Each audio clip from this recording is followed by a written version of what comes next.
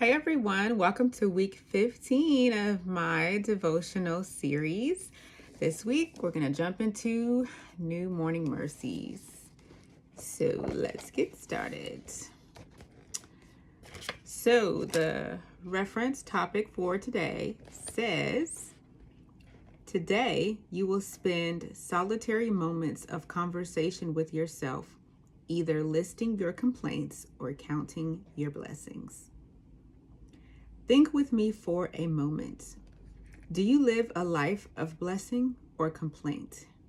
It is so easy to grumble. It is so easy to find fault. It is so easy to be discontent. It is so easy to find things that are less than you want them to be. It is so easy to be irritated and impatient. It is so easy to groan and moan about the difficulties of life. It is so easy to be dissatisfied. Why are these things so easy? Well, they're easy because sin still causes us to make it all about us. Because sin really is selfishness at its core. We all still tend to shrink our worlds down to the small confines of our wants, our needs, and our feelings. We then tend to judge the good of our lives by how much of what we want we are able to actually have. At street level, it is tempting to live a God-forgetful, meistic experience. If you put yourself in the center of your world, you will find plenty of things to complain about. It is also true that you live in a fallen world where people and things are not functioning the way God intended. This world really is terribly broken. Life here really is hard. You face all kinds of difficulties, big and small. People disappoint you. They make your life hard. Obstacles appear in your way. In some way, the fallenness of your world enters your door every day. Combine the hardships of life in this fallen world with the self-centeredness of sin, and you have a recipe for disaster, or at least a miserable life of discontent. The Bible does not see grumbling and complaining as little things. In Deuteronomy chapter 1, Moses recounts how the people of Israel grumbled about their lives, and embedded in that murmuring were questions about the goodness and wisdom of God. God's assessment was that by their grumbling, the people had rebelled against him. They had shown they were unwilling to do what he had called and enabled them to do. The joy or complaint of your heart always shapes your willingness to trust God and to do his will. Complaining forgets God's grace. It ignores his presence. It fails to see the beauty of his promises. It allows the display of his splendor in creation to go unnoticed. It questions his goodness, faithfulness, and love. It wonders if he is there and if he cares. If you believe in God and his control over everything that exists, then you have to accept that all of your grumbling is ultimately grumbling against him. Yes, it is so easy to complain. It is so easy to forget the daily blessings that fall down on each of us. Our readiness to complain is another argument for the forgiving and rescuing grace that Jesus, without complaint, willingly died to give us. For further study and encouragement, read Deuteronomy chapter 1. So I like this devotional because it reminds us that we need to stop and think and consider how many things in our life really are things that are going well and things that we really should be thankful for, truly grateful and thankful for the grace and mercy that our God provides us every day.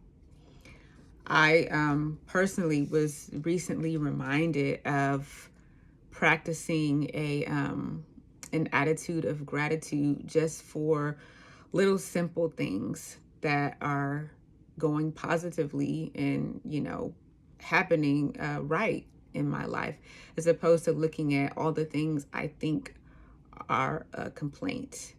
And it really is quite easy, as the devotional mentioned, to think of all the things that, you can complain about, or that, is not going right. It's too hot outside. I want to make more money. I had to sit in traffic today when I was driving, or I have to go to the grocery store on the weekend, and encounter lines, or, other people, as opposed to being able to go when other people are at work or something like that. And it's really, really small, insignificant things that we find it easy to complain about. You could say it's too hot outside. How about the fact that the sun is shining at all? Right? The fact that you're alive, that you have the sun's heat to be felt on your skin, as opposed to people that live in a climate where it's, freezing cold right now, or it's gloomy and rainy. You want to make more money. Well, I'm sure there's someone somewhere making less money than you. So even being grateful and thankful you have a job, when so many people are still continuing to get laid off, especially in the technology sector, as AI continues to replace jobs. Being grateful and thankful you have a position at all. I had to sit in traffic today. Being thankful you have transportation to sit in traffic with. You're not having to wait at a bus stop, or have someone wait for someone to come and pick you up. So I could go on and on and on, right, about all these examples. But the point is, like, there can always be something what you think is worse than what you're actually dealing with, and the thing that's happening in your life. And so many things that we, again, want to focus on the self-centered view, right? The meistic, as the devotional mentioned, view of our world and our life. And we haven't even gotten up today and thanked God for his grace and mercy, right? Thanked him for all those many years ago that he sent his son, Jesus Christ, again, who willingly went forward to the cross, because he could have not done that, but he did. And I spoke about that in another devotional I did. He willingly did that for us so that we could be gathered together with him when the time comes in heaven. He willingly gave up his life so that we would not continue to be dead in our sin. So just, consider all of the things you do have, and all of the things that you can be grateful for, and all of the things that maybe someone else doesn't have that you are grateful to enjoy. And then I also quickly want to reference the devotional mentioned how the children of Israel were complaining when Moses had delivered them from Egypt, and all they're going through the wilderness, through all the books of Exodus, Leviticus, Numbers, and even still in the beginning of Deuteronomy, they were complaining, right? And so, but again, what happened before that? They were delivered from Egypt, right? God had Moses part the Red Sea so that they could cross, right? They escaped their captives.